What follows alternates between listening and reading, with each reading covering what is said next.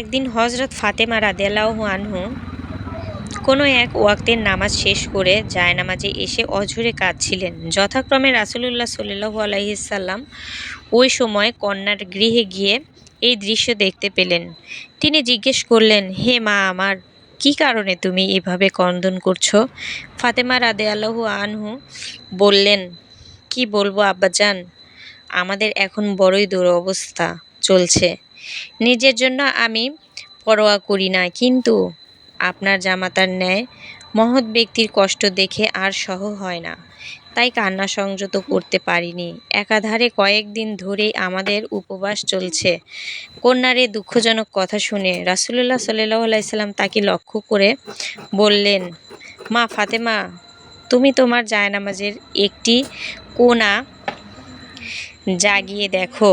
হযরত ফাতেমা রাদিয়াল্লাহু আনহু পিতার নির্দেশে জায়নামাজের একটি কোণা তুলে ধরে সেদিক তাকিয়ে অবাক হয়ে গেলেন।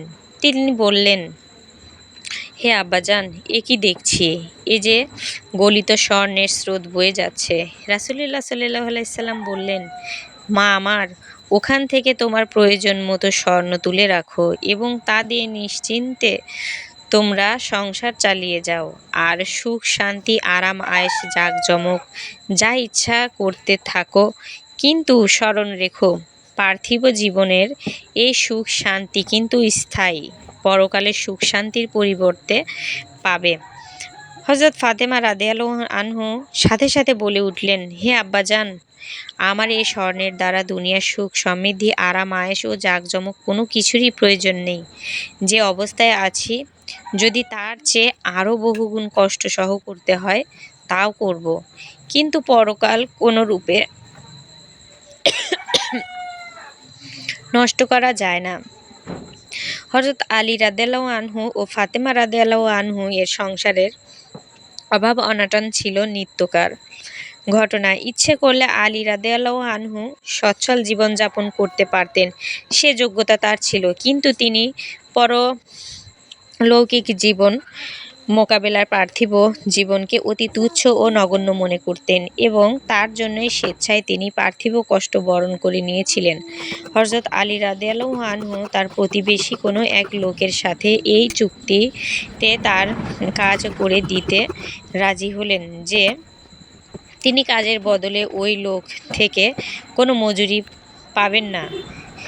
3 দিন তার গৃহে শুধু আহার করবেন।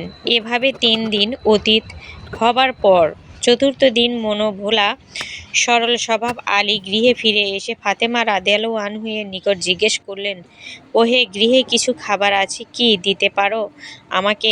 ফাতেমা রাদিয়াল্লাহু আনহু কি যে বলবেন ভেবে না পেয়ে ইতস্তত করছিলেন।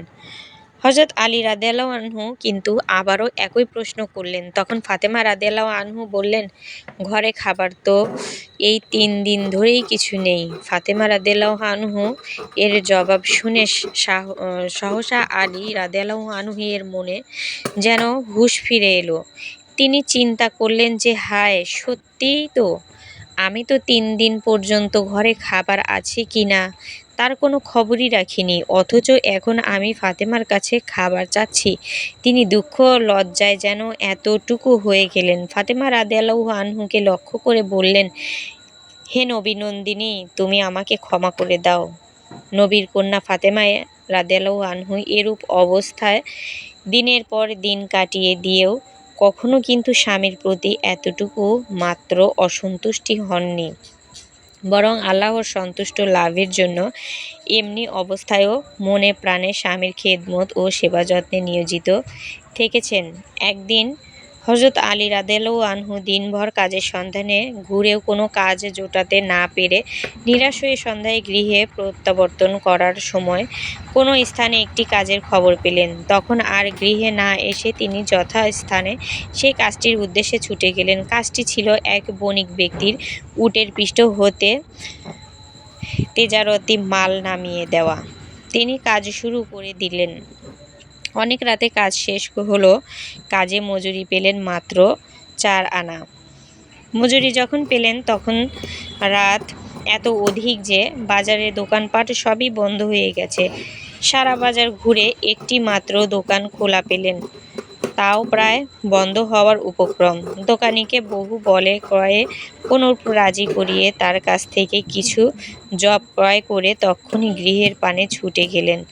ওদিকে 2-3 দিনের উপবাসী ফাতেমা স্বামীর আগমনাপেক্ষায় জেগে রাত কাটাচ্ছিলেন। ঘর্মাক্ত দেহে আলী রাদিয়াল্লাহু আনহু যখন গৃহে ফিরলেন, তিনি স্ত্রীয় ওড়না দ্বারা তার দেহের ঘাম মুছে দিয়ে তাকে আরাম করার জন্য শয্যা পেতে দিয়ে তাড়াতাড়ি জব পিষতে লেগে গেলেন।